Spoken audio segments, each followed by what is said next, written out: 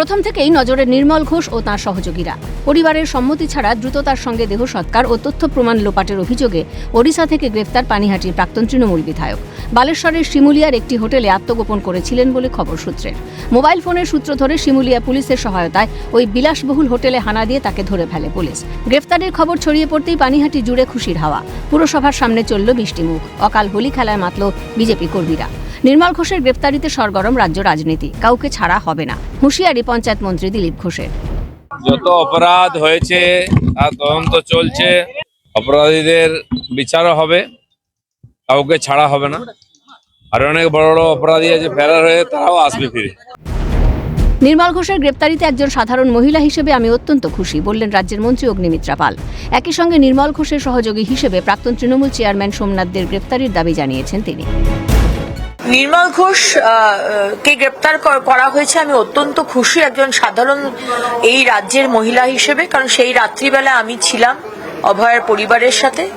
এবং আরেকজন লোককে গ্রেপ্তার করা উচিত, এটা মাননীয় মুখ্যমন্ত্রীর কাছে আমি আর্জি জানাবো, সেটা হচ্ছে সোমনাথ বলে যে ভদ্রলোক ছিলেন, তিনি আমার সামনে আজকে অভয়ার মাকে বাবাকে তাদেরকে জিজ্ঞেস করলেও আপনি জানতে পারবেন কিভাবে তাদেরকে আমাদের সাথে কথা না বলতে দেওয়া এবং তাদেরকে হাইজ্যাক করে নিয়ে যাওয়া, কোনো প্রশ্ন না করতে দেওয়া এবং তাকে সম্পূর্ণভাবে কর্ডন অফ করে দেওয়া। এই পুরো যদি নির্মল ঘোষ যদি এর মধ্যে থাকেন, তাহলে তার অ্যাসিস্ট্যান্ট হচ্ছেন এই সোমনাথ বাবু। পাশাপাশি পুলিশ প্রশাসনকে সাধুবাদ জানিয়েছেন স্বাস্থ্যমন্ত্রী শারদদাস মুখোপাধ্যায়। পুলিশ এবং প্রশাসনকে সাধুবাদ জানাই। নির্মল ঘোষ, আমি একটু দুঃখিত, এতদিন খুলেআম ঘুরে বেড়াচ্ছিল কেন। অন্যদিকে চাপের মুখে কার্যত নতি স্বীকার কালীঘাট তৃণমূলের। নির্মল ঘোষকে সমর্থন বা আড়ালের কোনো প্রশ্নই নেই। প্রতিক্রিয়া তৃণমূল বিধায়ক কুণাল ঘোষের।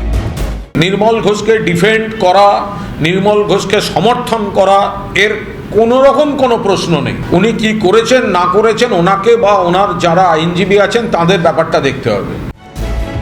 গত 11 জুলাই ঋতব্রত শিবিরের বৈঠকে হঠাৎই উপস্থিত হন নির্মল ঘোষ। তার এই উপস্থিতি ঘিরে রাজনৈতিক মহলে শুরু হয় তীব্র জল্পনা। অনাহুতভাবে হাজির হয়েছিলেন বলে জানিয়েছিলেন বিরোধী দলনেতা।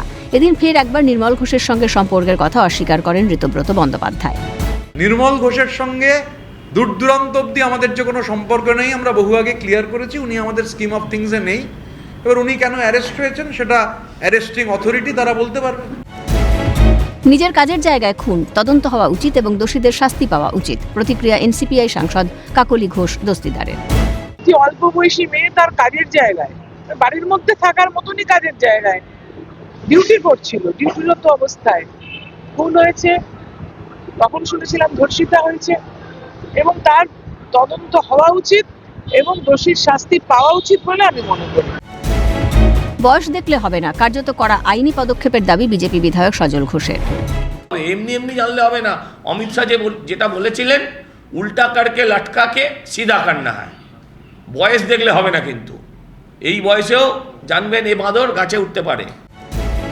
পানিহাটির শ্মশানঘাটে ওই দিন কি ঘটেছিল? কেন তড়িঘড়ি দাহ করা হলো তরুণী চিকিৎসকের দেহ? কার নির্দেশে? নেপথ্যে কি প্রভাবশালী যোগ, নাকি নির্মল ঘোষ, সোমনাথ দে এবং সঞ্জীব মুখোপাধ্যায় মিলে এই পুরো কাণ্ডটি ঘটিয়েছেন? উত্তরের অপেক্ষায় কাদম্বিনীর পরিবার সহ গোটা রাজ্যবাসী। ক্যালকাটা নিউজ।